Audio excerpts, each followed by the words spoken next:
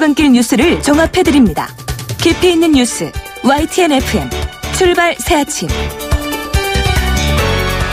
예, 신율의 출발 새아침 3부 순서 시작합니다. 신율의 출발 새아침 2부에서 저희가 북한이 오늘 아침이죠. 평북 동창리에서 미사일로 추정되는 발사체를 발사했다는 속보를 전해드렸는데요.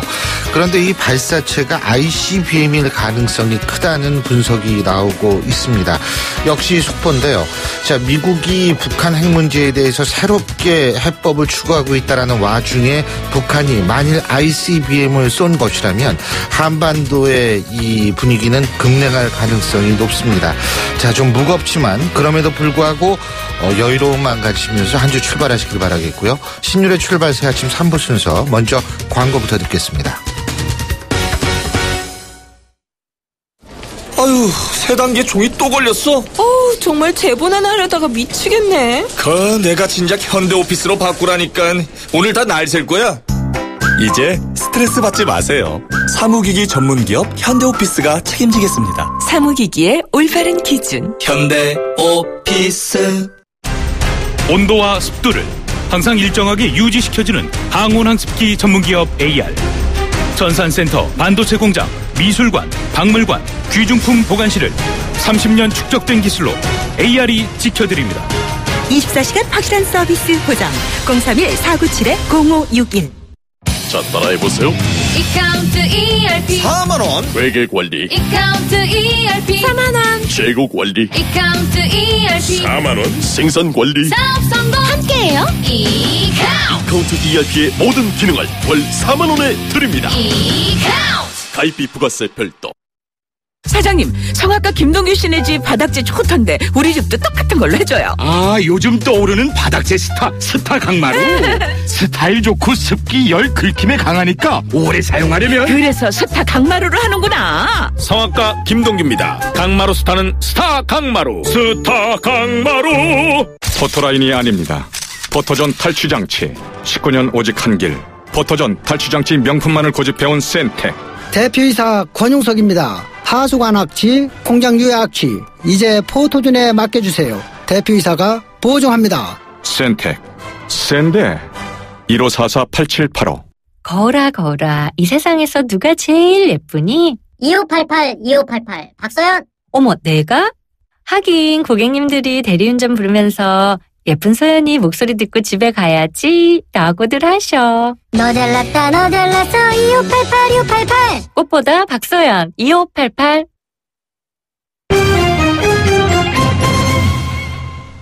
예, 경제 뉴스 알아보겠습니다. 한국경제신문의 정인설 기자 전화 연결돼 있습니다. 안녕하십니까? 안녕하세요. 예, 중국이 올해 경제 성장률을 6.5%로 제시했네요. 예? 그렇습니다. 이제 지난해 목표 성장률이 6.5에서 7%였는데 예. 지난해 결과적으로 6.7% 성장했거든요. 그런데 이제 6.5% 이 하단을 끌어내리는 게 좀 부담스러웠던 거죠. 그러니까 6.5% 정도, 6.1% 안팎이라고 했습니다. 예. 만약에 6.5%라면 6.5%로 결과적으로 나오면 27년 만에 최저치가 되는 거고요. 이건 이른바 중국이 그동안 7% 성장을 지키겠다는 바오치 정책을 포기한 거다 이렇게 볼 수 있을 것 같고요. 예. 어제 5일부터 전국 인민자 대표자 회의가 열렸기 때문에 앞으로도 계속 다른 중국의 정책들이 나올 것으로 예상이 되는데 예. 중국의 성장률이 일단 낮아지면 우리나라도 좀 영향을 받겠죠. 한국의 제1 수출 시장이기 때문에. 그런데 이 수출 중에 78% 정도가 부품 소재 같은 중간재 성격을 갖거든요. 그래서 중국의 성장률과 상당한 연관성을 갖고 있습니다. 근데 중국이 지금 유동성을 늘리지 않는 쪽으로, 그러니까 통화 정책을 중립적으로 이제 하기로 결정을 한 모양이더라고요.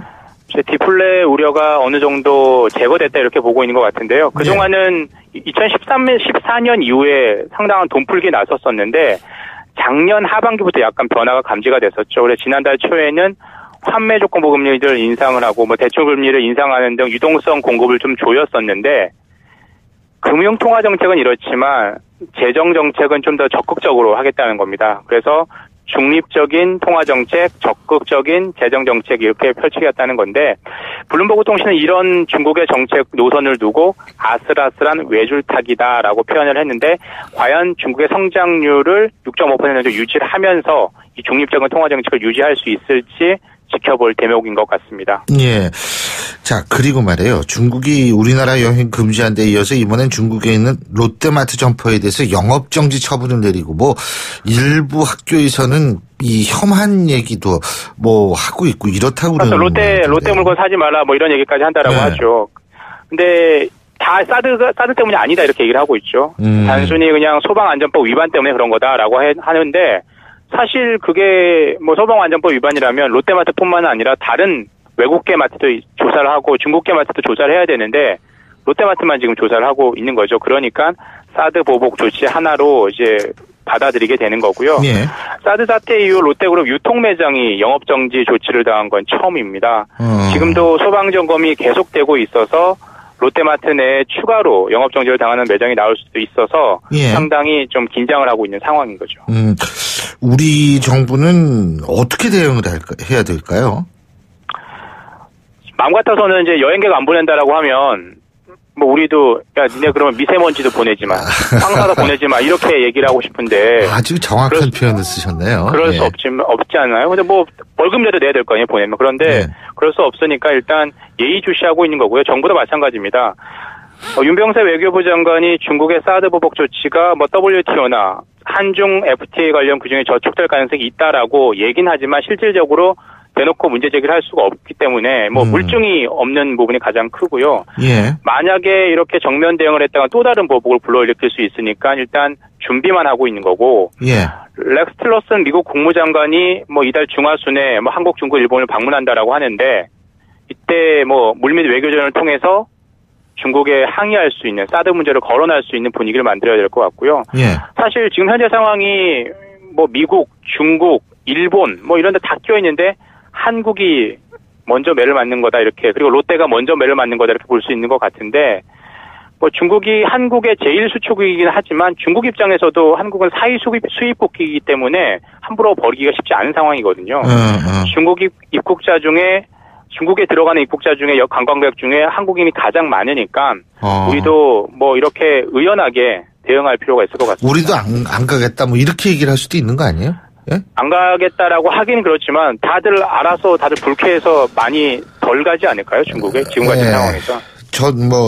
저도 그러리라고 생각을 합니다만. 예. 자, 미국이 이번 달에 기준금리를 올릴 가능성이 커졌죠. 3월 달에. 이번이 맞습니다. 3월이죠. 예. 맞습니다. 3월, 미국 시간으로 3월 14일, 15일, 우리 시간으로는 아마 16일 새벽이 될 것 같은데, FOMC 연방공개시장위원회가 열립니다. 당초에 올 초에만 해도 6월 인상설이 좀 크지 않겠냐 이렇게 무게중심이 실렸고 최근 들어와선 3월일 수도 있겠다라고 했는데 제니드 옐런 미 연준 의장이 제 시기를 못 박았습니다. 지난 3일 미국 시간으로 지난 3일이죠. 시카고 경영자 클럽 오찬 행사에서 이렇게 얘기를 했습니다. 3월에 고용 물가 지표가 예상대로 움직이는지 평가를 하고 예상에 부합한다면 금리를 추가로 조정하는 게 적절하다라고 얘기를 했습니다. 이번 주말에 이제 고용 지표가 나오거든요. 그것만 확인하고 바로 금리를 인상하겠다라는 거고요. 중국이 아까 말씀드렸던 것처럼 중립적인 통화 정책, 공격적 재정 정책을 얘기했는데 한국도 우리나라도 그렇게 될 가능성이 좀 다분해진 거죠. 왜냐하면 미국이 이렇게 금리를 올리는데 우리가 금리를 내리기가 상당히 쉽지 않고요. 그런데 경기 상황을 보니까 쉽게 따라가기 힘드니까 당분간 동결하면서 상황을 지켜볼 것 같은데 일각에서는 연말이 되면 미국이 만약에 추가로 금리를 한 3번 정도 인상을 하면 미국 기준금리가 한국 금리 1.25%죠. 더 높아지는 건 아니냐. 역전현상이 일어나는 건 아니냐. 이런 얘기까지 나오고 있는 상황인 거죠. 근데 그 역전현상이 일어나기 전에 우리도 어떻게 대응을 해야지 이 외국 자본 유출을 막을 수 있는 거 아닙니까? 맞습니다. 외국 자본 유출 부분도 있고 그리고 금리 정책을 함부로 쓰기가 힘든 게 우리나라 지금 현재 경제 상황은 맞습니다. 가계부채 영향 때문에 함부로 올리기도 쉽지 않고요. 글쎄요. 그렇다고 내리려고 하니까 미국하고 이런 상황이 되니까 말씀하신 것처럼 자본 유출, 금융시장에서 어떤 외국 자본이 갑자기 유출될 수 있는 상황이 되니까 이러지도 저러도 못하니까 중국처럼 중립적인 금융 통화 정책 쪽으로 나가지 않을까 이렇게 예상을 해봅니다. 자, 응급실 가신 분들 다 아실 텐데 오래 기다려야 되죠, 그죠? 맞습니다. 근데 사실 이 실제로도 응급실 이용자들의 가장 큰 불만이 긴 대기 시간이라고 하는데 저도 그 눈 때문에 한번 응급실 이 망막 박리 때문에 갔었는데 이게 좀 오래됐죠. 한 2년 전이죠. 얼마 정도 오래 기다렸어요? 기다렸어요. 예? 저도 한 1, 2년 전에 교통사고로 갔는데 네. 한 2시간 정도 기다렸습니다. 예, 저도 한 그 정도 기다린 것 같아요. 이유는 보통 이제 당직 의사들이 있는데 한두 명이 수십 명의 환자를 돌봐야 되니까 당연히 응급처치가 늦어지는 건데요. 실제로 설문조사에도 그렇게 나왔습니다. 국립중앙의료원 중앙응급의료센터가 전국 성인 남녀 5,000명을 대상으로 조사를 했더니 5명 중에 2명, 40% 정도가 긴 대기 시간 때문에 불만족스러웠다 이렇게 답을 했습니다. 2015년 기준으로 이제 뭐 서울대병원, 서울성모병원 같은 대형 병원 같은 경우에는 응급실에서 진료를 받기까지가 최대 14시간까지 기다렸다라고 해요. 이번 조사에서는 의사 면담이나 수술, 입원할 때까지 긴 대기 시간이 가장 큰 불만이었다는 사람이 41.2%였거든요. 그 다음이 이제 특진비, 응급실비 받으니까 응급실 진료비, 비싼 응급실 진료비가 불만사항으로 꼽혔고요. 야간이나 휴일에 적절한 진료를 받을 수 없었다라는 불만도 그 다음 순서였습니다. 개선이 빨리 돼야죠. 그죠? 응급이라는 건 빨리 하려고 가는 건데, 오늘 말씀 여기까지 듣죠. 고맙습니다. 감사합니다. 지금까지 한국경제신문의 정인설 기자였습니다.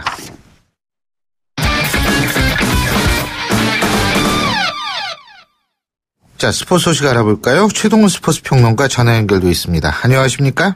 안녕하세요. 월드 베이스볼 클래식 WBC가 오늘 개막을 하죠. 우리 대표팀하고 이스라엘이 첫 경기를 치르는데 이스라엘이 만만치 않다 그러죠? 그렇습니다. 오늘 오후 6시 30분에 이 WBC 대표팀이 이스라엘하고 1차전을 치릅니다.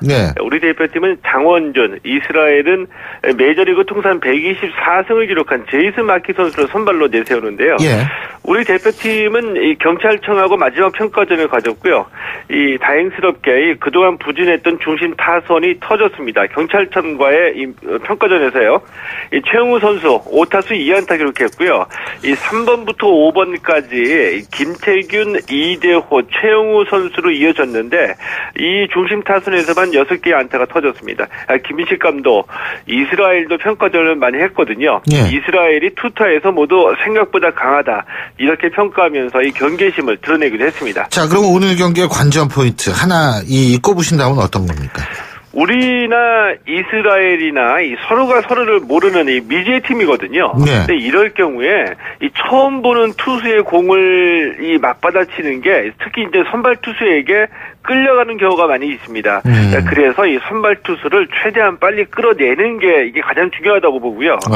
이 보통 타자들이 이 체력이 붙이면은 빠른 공에 약하고요. 이 경기 감각이 완전하지 않은 시즌 초반에는 주로 이 변화구에 약하거든요.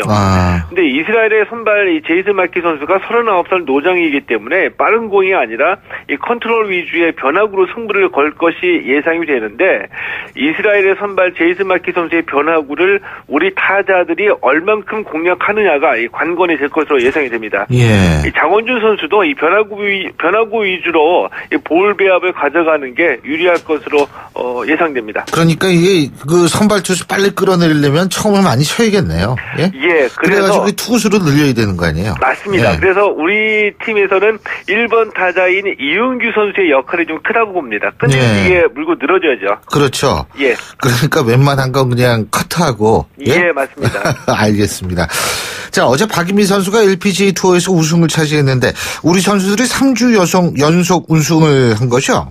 맞습니다. 박인비 선수가 이 지난해 리우올림픽 끝나고 이 손가락 부상 때문에 대회에 출전하지 못했었거든요. 그러다가 이제 지난주 혼다 타일랜드에서 복귀해서 공동 25위를 기록했는데 이 복귀 후 두 번째 대회인 HSBC 위미스 챔피언스에서 역전 우승 차지했습니다. 어제 4라운드에서만 8언더파를 몰아쳤고요. 합계 19언더파를 기록했는데 오늘 퍼팅은 나도 놀랐다. 이렇게 말할 정도로 기가 막힌 퍼팅으로 이 버디를 수집했습니다. 이 8번 홀에서 12번 홀까지 연속으로 5개의 버디를 잡아냈고요. 자, 올해 LPGA 투어에 데뷔한 박상현 선수가 3위, 장하나 선수 공동 4위, 유수현 선수가 공동 7위에 기록했는데 이 톱10에 무려 6명이나 우리 선수들이 이름을 올릴 정도로 우리 선수들이 강세를 보였습니다. 자, 그리고 K리그가 토요일에 막을 올렸다는 소식을 전해드렸는데 주말 이틀 동안 13만 관중이 몰렸다 그러네요. 예? 예. 아유. 지난 토요일에 2017 K리그가 막을 올렸고요. 이 토요일과 일요일 이틀 동안에 1부 리그 클래식, 2부 리그 챌린지 합쳐서 11경기가 열렸는데 모두 13만 4천여 명의 관중이 입장해서 개막 이틀 관중으로는 역대 최다 기록을 세웠습니다. 관심을 모았던 FC 서울하고 수원 삼성의 슈퍼매치 1대1 무승부를 기록했고요. 우승 후보로 지목받고 있는 전북 현대, 전남 드래곤즈를 2대1, 그리고 지난해 2부 리그에서 1부 리그로 올라오는 강원 FC도 상주 상무를 2대1로 이기고 승점을 챙겼습니다. 예, 그렇군요. 자, 그리고 리듬 체조 요정 손현재 선수 있지 않습니까? 예. 토요일에 은퇴 기자회견을 가졌는데 뭐 이제 이 대학 생활에 즐기면 되는 거 아니겠어요? 대학생으로서? 예? 예. 이 손현재 선수가 지난 토요일에 이제 공식적으로 은퇴를 선언했거든요. 기자회견을 통했고요. 자, 이제 24살인데 지금은 일단 학교로 돌아가서 학업을 이어가는데요. 내가 좋아하고 잘할 수 있는 일을 찾아볼 생각이라고 말을 했습니다. 24살이고 이 대학생이니까 지금은 한참 이 꿈을 꿔도 된다고 보고요. 무슨 일을 하든지 간에 운동했던 만큼 그 정신과 노력을 그대로 기울인다면은 손현재 선수 못할 일이 없다고 저는 봅니다. 당연하죠. 그 좋아하고 잘할 수 있는 일이 의외로 늦게 나타날 수도 있어요. 제가 이렇게 보면. 근데 24살이면 진짜 뭐 어린 거죠, 아직. 그죠? 그러니까 좀 더 꾸준히 자기가 잘할 수 있는 거 또 분명히 나타날 겁니다. 예. 스키에서는 이상호 선수가 월드컵에서 우리나라 최초의 메달을 따냈는데 그 밖에 주요 경기 소식도 좀 정리해 주시죠. 이 강원도 정선의 이 고랭지 배추밭에서 이 스노보드를 타던 배추보이 이상호 선수가 이 스노보드 월드컵 남자 평행 대회전에서 우리나라 스키 사상 최초로 월드컵 메달을 따냈습니다. 그리고 이 최보근 선수는 동메달, 또 김상겸 선수가 4위에 오르면서 우리 선수들이 굉장히 선전을 했고요. 또 여자 수영 에이스죠. 이 안세연 선수는 호주에서 열린 뉴사우스 웨일스 스테이트 오픈 챔피언십 저병 200m 결승에서 2분 10초 57로 우승을 차지했습니다. 이 프로농구에서는 공동 선두였던 삼성이 LG에 64대 91로 패하면서 2위로 내려앉았고요. SK가 모비스를 64대 57로 이겼습니다. 예, 잘 알겠습니다. 오늘 말씀 잘 들었습니다. 고맙습니다. 예, 고맙습니다. 예, 지금까지 최동원 스포츠 평론가였고요. 신율의 출발세 아침 3부 순서 여기서 줄입니다. 잠시 뒤 4부에서 뵙겠습니다. 안녕하세요. 배우 박하선입니다. 끓는 물에 3도 화상을 입은 어린 동생과 장애를 가진 부모님을 대신해 선혜는 일찍 어른이 되었습니다. 한때는 장학금을 받으며 변호사를 꿈꿨지만 지금은 빨리 졸업해서 생계에 보탬이 되고픈 생각뿐입니다. 꿈을 접기엔 너무 어린 15살. 선혜와 같은 아이들이 걱정 없이 꿈꾸도록 지원하는 월드비전 꿈꾸는 아이들. 아이들의 소중한 미래를 위해 지금 월드비전으로 전화주세요. 후원 문의 1688-3570 1688-3570. YTN 라디오 캠페인 더 가까이. 안녕하세요. 가수 노유민입니다. 요즘 물 안 나오는 곳 찾아보기 힘들죠? 상수도가 없는 생활은 상상할 수도 없어요. 이렇게 양질의 상수도를 아주 손쉽게 접할 수 있는 우리나라이지만 그 사용량은 아주 높아서 물 스트레스 국가에 속해 있다는데요. 물 스트레스란 1년간 쓸 수 있는 수자원에 대비하여 수요량이 얼마인지를 비율로 나타내는 수치입니다. 우리나라는 물 스트레스가 40%가 넘는다고 하죠. 이렇게 물 사용량이 높은 원인으로 지목되는 것 중 하나가 값싼 상수도세라고 하는데요. 이젠 우리가 그 물을 지켜야겠죠? 물 절약은 더 가까이, 불필요한 낭비는 저 멀리. 물 절약 습관으로 우리의 소중한 물을 지켜냅시다. YTN 라디오 캠페인 더 가까이. 한국환경공단과 함께합니다. 알고 계십니까?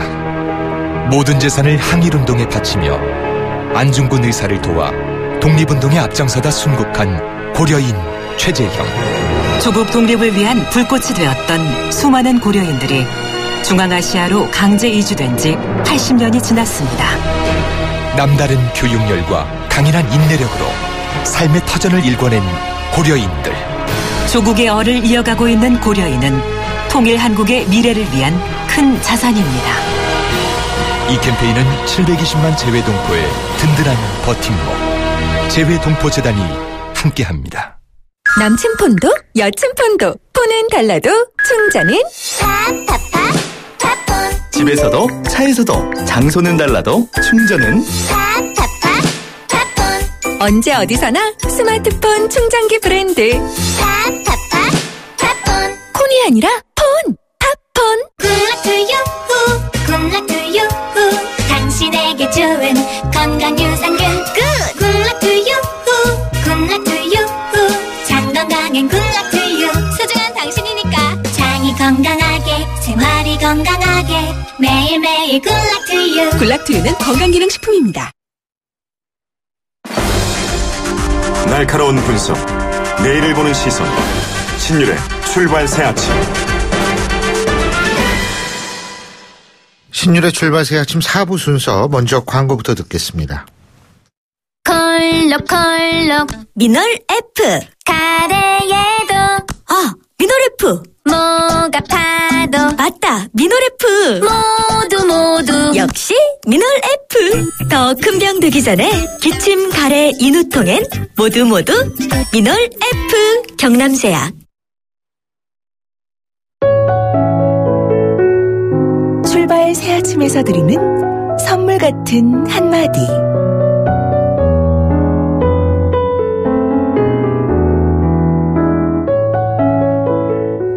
물통 속 번져가는 물감처럼 아주 서서히, 아주 우아하게 넌 나의 마음을 너의 색으로 바꿔버렸다. 너의 색으로 변해버린 나는 다시는 무색으로 돌아갈 수 없었다.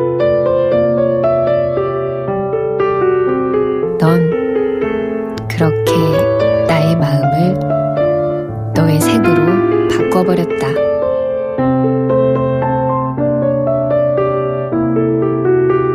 오늘은 이정수 시인의 시 물감 전해드렸습니다.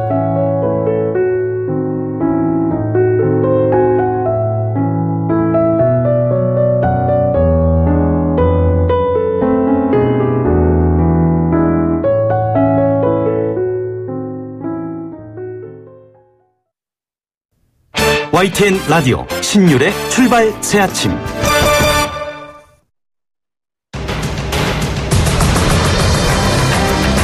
매주 월요일 아침 정치권의 복잡한 이슈를 말끔히 정리해드립니다.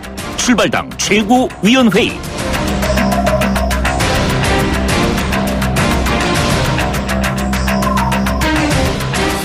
예, 어수선합니다.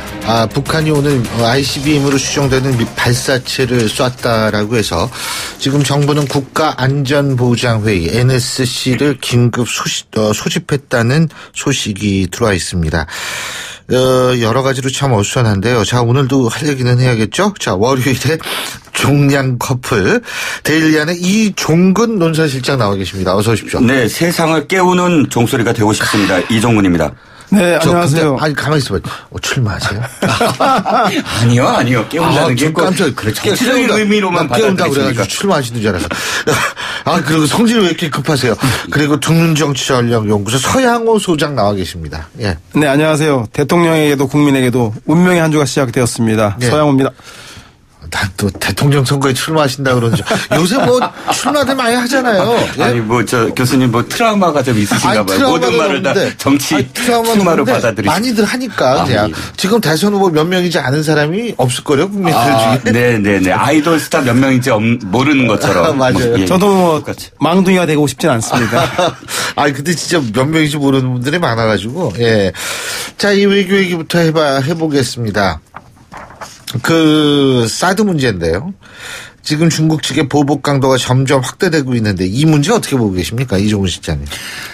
일단 옛날에 왜 그 서구 열강이 제3세계에 들어오면 먼저 선교사를 보냈죠. 네. 그다음에 선교사 그 토착 종교와의 부딪힘이 있고 선교사들을 박해를 하면 그다음에 군대를 보냈지 않습니까? 사실은 중국이 지금까지 이런 어떤 보복을 많이 했죠. 일본 센카쿠 열도와 관련해서 또 필리핀 또 대만.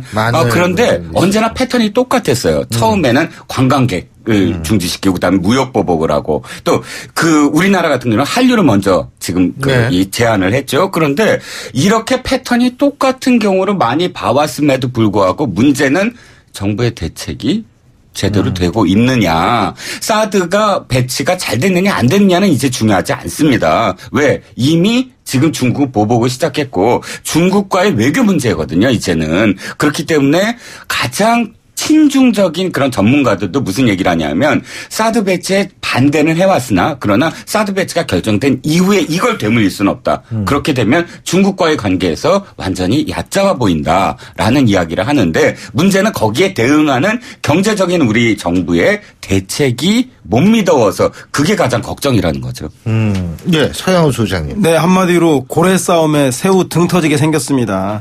물론 그 큰 고래인 중국의 시진핑 주석이 지난 1월 다보스 포럼에서 보호무역에 반대하고 자유무역의 원칙을 고수했음에도 불구하고 사드 보복을 위해서 보호무역으로 회귀하는 듯한 그 자세를 취하고 있죠. 그래서 지금 현재 그 롯데에 대한 영업정지 그리고 중국 관광객에 대한 한국 방문 금지 등 이런 치졸한 행위를 보이고 있는데 사드가 중국 말대로 대북 방어용이 아니라 중국을 견제하기 위한 거라면 미국한테 해야 될 거 아니에요. 그렇죠. 큰 고래인 미국에 대해서 따져야지 왜 그 새우한테 따지는지 모르겠습니다만 그럼에도 불구하고 박근혜 정부의 무능과 무책임의 극치를 비판하지 않을 수 없습니다. 지난 6월에 황교안 대행이 그 당시 국무총리 시절이었죠. 시진핑을 만나서 사드 배치는 결정된 바 없다. 그래놓고 열흘 만에 사드 배치를 결정해버렸어요. 이게 외교적인 가장 큰 결례를 하고 무능의 극치인데 사드 배치가 불가피하다손 치더라도 주변 강대국에 대해서 이것을 빌미로 주지 않기 위해서 충분한 외교적 노력을 했어야 함에도 불구하고 그것을 못한 것은 정부 외교의 가장 큰 실패라고 지적하지 않을 수 없습니다. 근데 저희가 오늘 2부에서 권영세 전 주중 대사하고 인터뷰를 했습니다만, 그러니까 중국도 지금 우리나라에 지금 억수선하잖아요. 우리나라가 지금 이제 이번 주에 탄핵 결정도 날 거고, 그리고 이게 뭐 어떻게 되느냐, 뭐 야당이 정권을 잡을 수도 있는 거고 여러 가지 생각을 종합해가지고 지금 이런다 이런 얘기를 하더라고요. 그러니까 중국도 우리의 정치 상황을 최대한도로 이용해 보려고 한다는 거죠. 네, 그렇습니다. 예. 지금 서영우 소장 우리나라의 어떤 정부의 그 무능을 말씀하셨지만 그럼에도 불구하고 중국의 어떤 속성 을 생각을 하면 일본과의 그 센카쿠 열도 문제라든지 혹은 필리핀 망고 수입 뭐 그때 안 하고 센카쿠 열도만 얘기를 하면 안 돼요. 자유도 다오이다오 이렇게 또 얘기를 해야 돼요. 얘기해 줘야 되죠. 뭐 중립을 지켜야 되니까. 그때도 사실은 말도 안 됐어요. 정말 뭐 이 그 외교적인 어떤 과정 이런 거 다 생략하고 뭐 몰아붙였습니다. 그러니까 우리나라의 뭐 결례 때문에 중국이 이런다 이렇게 생각하지 않고요. 또 하나는 뭐냐면 시진핑 때문이라는 얘기도 많죠. 시진핑이 지금 거의 그 1인 네, 독재라는 그런 말을 들을 정도로 시황제라는 말을 들을 정도로 권력이 집중되면서 그런 문제들을 또 이렇게 되돌리기 위해서 한국에 대해서 이렇게 한다라는 이야기도 있습니다. 아무튼 간에 여러 가지 어떤 상황들은 있지만 그럼에도 불구하고 중요한 건 지금은 단결해야 될 때입니다. 그러니까 이런 어떤 이 강국이 우리를 이렇게 그 보복을 하고 무역 보복을 하고 할 때일수록 정부를 비판하는 건 좋은데 원인을 자꾸 얘기한다면 안 되는 거죠. 원인 그래 사드 배치가 뭐 옳고 그르고 그 과정 그 문제는 나중에 따지고 중요한 건 지금부터가 중요하거든요. 지금 경제적으로 어떻게 우리가 대응할 것인가 외교적으로 어떻게 대응할 것인가 거기에 대한 비판은 중요한데 원인은 나중에 얘기하자. 저는 그렇게 주장하고 싶습니다. 예, 네, 저도 뭐 사드 배치가 표면적으로는 북한 핵에 대한 방어란 명분 속에서 배치되었지만 실제로는 중국과 미국의 그 전략적 이해관계가 집중적으로 드러나는 문제였습니다.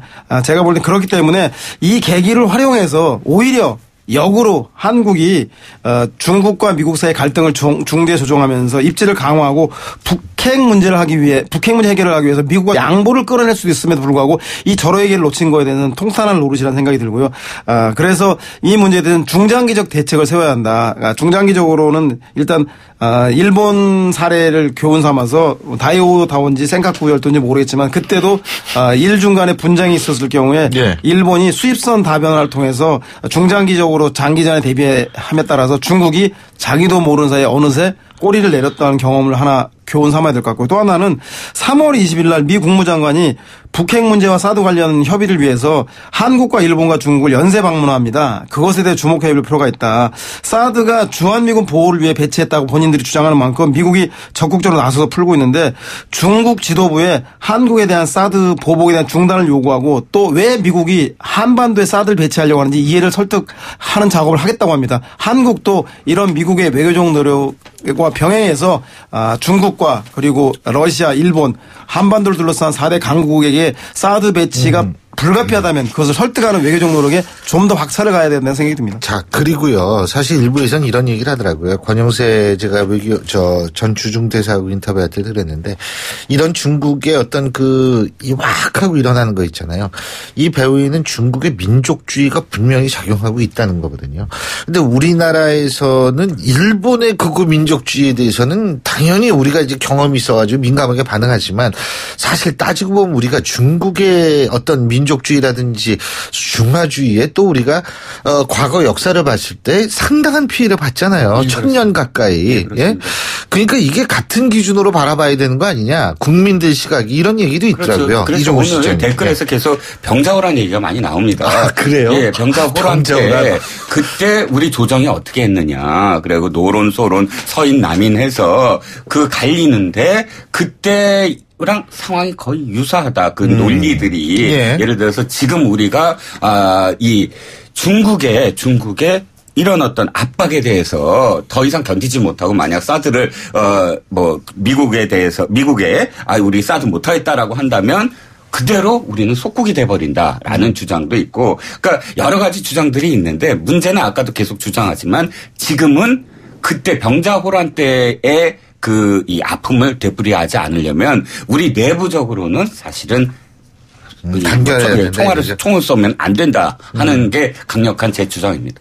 저는 중국과 한국 내 국민들의 감정적 문제도 있지만 특히 중국 내 정치적 상황과 긴밀한 관련이 있다고 봐요. 시진핑이 총서기로서 임기가 10년 아닙니까? 전반기 5년이 끝나고 5년이 끝나고 올해 아마 12월 정도에 대의원 대회를 통해서 사실상 중간 평가를 하게 되는데 그걸 위해서는 중국 인민들의 절대적 지지가 필요한 게 사실이기 때문에 중국으로서는 사실상 한국으로부터 받는 이익도 있음에도 불구하고 중국의 국민들의 정서를 얻기 위해서 강경책으로 나간다는 생각도 듭니다. 따라서 한국은 이런 중국의 정책 상황을 잘 고려해서 오히려 중국의 강경책에 대해서 우리도 강경 일변도로 간다라고 하는 강대강 정책이 아니라 충분한 정치적 이해를 바탕으로 해서 철저하게 국익의 관점에서 어떤 외교적 실리를 얻을 것인가에 대해서 신중하게 접근해야 한다는 생각도 듭니다.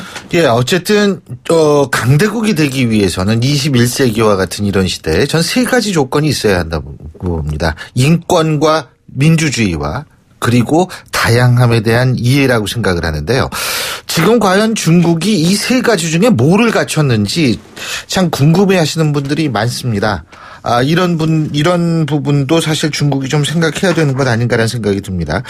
자, 국내 정치 얘기도 해보죠. 이번 주 금요일 언제인지는 모르지만. 그렇죠. 언제인지는 모르지만. 헌재 영향력 행사 발언을 자중해 주십시오. 큰일 나죠. 예. 혹시 헌재 아시는 분이라도? 예, 마구 이제 들어오고 있습니다. 자, 근데 어쨌든 이번 주에 있을 가능성이 있다. 그래서 지금 운명의 일주일이다. 이런 얘기들이 많이 나오는데 어떻게 보십니까? 이종근 시장님. 네, 저희는 가지 않은 길을 가야 됩니다.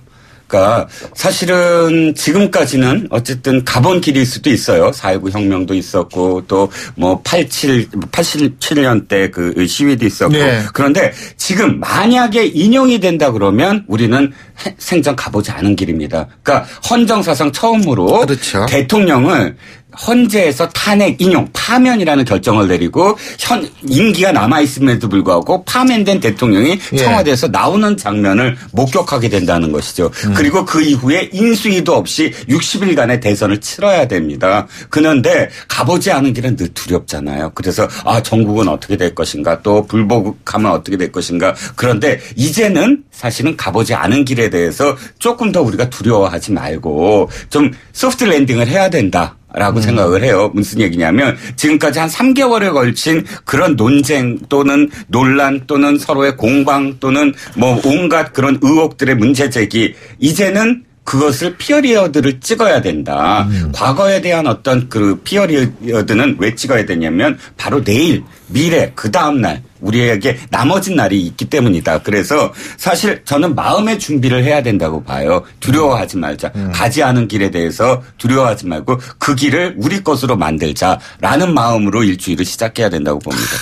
가지 않는 게 무슨 노래 제목 같기도 하고. 네, 저도 이종훈 시장님하고 취지는 비슷합니다. 정치인이라면 정치 지도자라고 한다면 오늘보다는 내일을 준비해야 한다는 생각이 들어요. 특히 이번 주에 탄핵 선고가 예정돼 있기 때문에 탄핵 선고 이후를 준비해야 한다고 생각이 듭니다. 선고 이후에 국정농단과 책임자 처벌은 사법기관에서 그리고 못다한 개혁까지는 국회에서 차분하게 질서 있게 준비하면서 미래를 대비해 나가야 한다는 생각이 드는데요. 그러기 위해서는 국민적 승복과 통합이 중요한데 대통령께서 먼저 헌재 선고에서 기각이 되든 인용이 되든 승복하겠다고 밝히는 것이 그 첫 번째라는 생각이 듭니다. 그럼에도 불구하고 대통령은 두 번의 눈물 어린 사과와 그리고 본인의 진퇴를 포함한 거치 문제를 국회에 맡기겠다고 사과를 했음에도 불구하고 엮였다.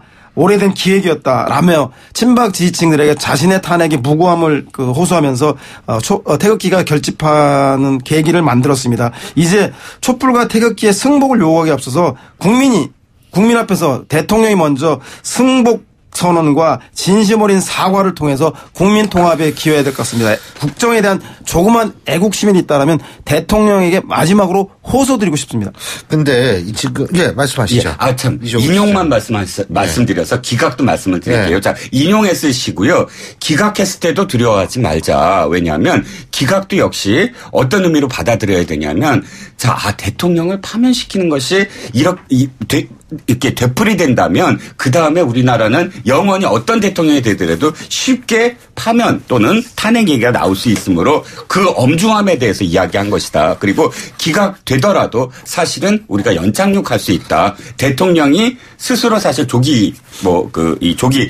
대선을 이야기하고 그다음에 그 과정을 단축시키는 그런 선언을 할 수도 있는 문제거든요. 그렇기 때문에 기각 역시 가보지 않은 길인데 두려워하지 말자라는 얘기를 하고 있습니다. 아니 열심히 일하는 보통의 상식적 국민은 아무런 이유 없이도 해고되고 잘리는데 헌법과 법률을 위반한 사람이라면 그것이 대통령이든 그 어떤 큰 권력이라도 수시로 국민의 요구에서 파면당할 수 있어야 하는 그런 민주국가가 되는 것이 타당하기 때문에 저는 기각 이 온당 한지 안 한지에 대해서 이번 주에 눈을 부릅뜨고 국민을 지켜봐야 할 것 같다는 승복 안 하겠다는 말로 들립니다. 그렇게 들리십니까? 근데요, 전 뭐라고 생각하냐면 이게 지금 이종호 시장님 말씀하셨는 것처럼 이게 탄핵이라는 게 결코 바람직한 게 아니잖아요. 근데 이게 이렇게 될 바에는 우리가 이제는 좀 권력 구조 개편을 아예 생각할 때가 아니야. 의원 내각제 같은 경우에는 임기제가 기둥이 아니기 때문에 사실은 문제가 있을 때에는 정권위가 최소한 더 국가의 위기로 전이 되는 상황은 막을 수가 있기 때문에 이제 그렇게 좀 그런 얘기도 나와야 되는 거 아니냐 이런 생각도 드는데 근데 두 분이 이제 그런 말씀하셨습니다만 오늘 특검의 최종 수사 결과가 오후 2시에 발표가 됩니다. 근데 이제 청와대 측은 아니 왜 오늘 하느냐 말이에요. 이거 헌재 의 결정에 이거 영향 주는 거 아니냐? 어떻게 보십니까, 이종훈 씨? 영향 줄 수 있죠. 일단 며칠 남겨두지 않고 근데 한쪽에서 또 이렇게 얘기합니다. 더 먼저 일주일 전에 할 수도 있었는데 근데 지금 하는 건 일주일 전보다 훨씬 평의 과정도 좀 진행이 됐으니까 영향이 없지 않느냐라는 반론도 있습니다. 그런데 문제는 그럼에도 불구하고 특검은 조심해야 될 거로 전 봐요. 뭘 조심해야 되느냐. 어차피 지금 이 나라는 두동강이 났어요. 그리고 이거 지지하고 반대하고 어느 쪽이 더 많고 그건 중요하지 않아요. 그렇다면 무엇 하나라도 사실 나중에 논란이나 공방이 일지 않게끔 하는 것이 어차피 지금 검찰 수사로 넘어가지 않습니까? 그렇죠. 검사는 공소장으로 이야기한다. 수사 결과를 발표하거나 특히나 오찬 간담회에서 기자들한테 밝히거나 이렇게 하지 말고 일단 아직도 논란과 공방과 이 지지자들의 어떤 부딪힘이 있으므로 공소장으로만 하고 수사 결과는 가장 간략하게 발표하는 것이 어떠냐라는 생각입니다. 예. 네. 소장님. 아니 특검 수사 결과 발표가 헌재에 영향 미치는 게 싫었으면 특검을 연장해 주지 그랬슈. 라는 말씀 드리고 싶습니다. 그럼에도 불구하고 특검의 수사 결과는 헌법재판의 탄핵 증거로 국회 소추단도 제출하지 않았고요. 그리고 헌법재판소에서도 그것을 증거로 채택하지 않기로 이미 결정을 했습니다. 그래서 지나친 기우이라 생각이 들고요. 그럼에도 불구하고 국민과 여론의 그 특검의 수사 결과가